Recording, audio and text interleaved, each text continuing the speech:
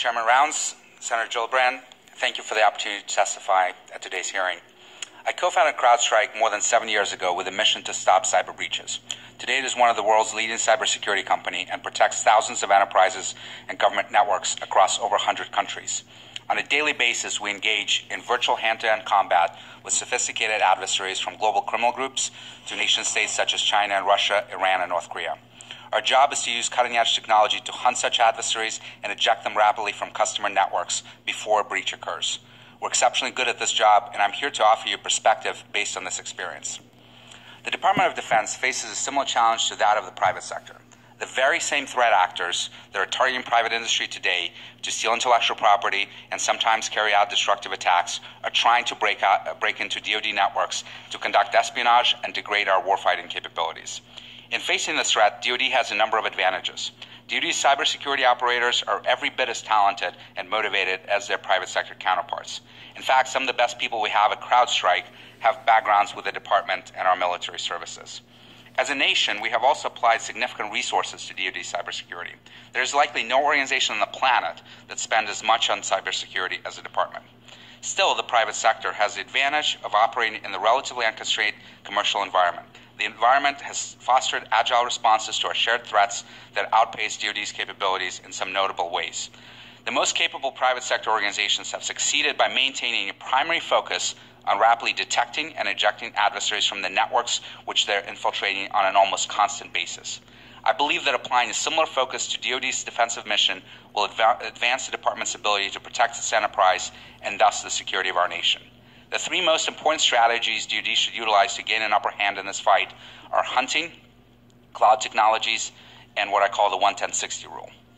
First, DoD needs to refocus on continuously hunting for adversaries on their networks. Much of what the department does today is cyber hygiene. Implementing security controls is hygiene. Patching vulnerabilities is hygiene. Building an asset inventory is hygiene. No matter how good the department gets at these tasks, they alone will not accomplish the most important mission: stopping foreign intelligence and military services from countries such as Russia and China from breaking into our networks. Let me reiterate this critical point. Good cyber hygiene will not stop determined GRU or PLA cyber actors, just as having locks on the door of a house will not stop Navy SEALs from getting in. And too often these hygiene efforts come at the expense of hunting down and ejecting adversaries that are likely already in the network. Hunting is less labor-intensive than it may sound. For example, CrowdStrike's Overwatch service, which hunts 24/7 across thousands of networks and millions of machines around the world that make up our entire customer base, is comprised of approximately 20 people. We do have top-tier talent in these roles. Our customer environments are well-instrumented, and we have architectures in place to support the mission. But DoD can use similar capabilities and ramp up these hunting operations without an enormous personnel mobilization effort.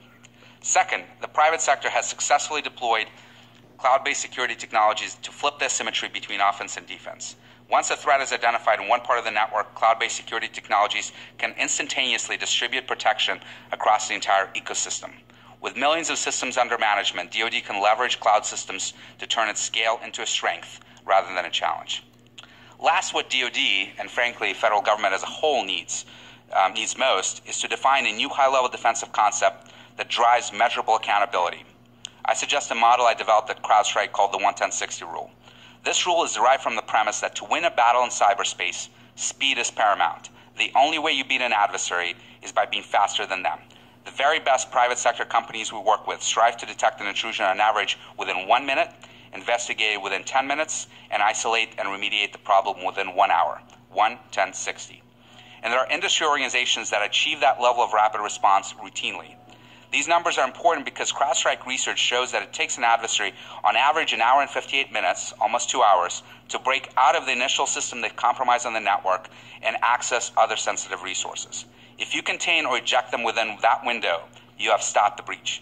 The 1-10-60 rule can be used to measure the efficacy of DoD cybersecurity programs and enhance accountability. DoD must prevail in its mission to defend and secure its IT enterprise. Failure is not an option. Refocusing on hunting, wider and faster adoption of the cloud, and the use of the 1-10-60 rule can help. I've focused my testimony today on concepts rather than technologies, but everything I've described is achievable through practices and capabilities that are widely utilized in industry.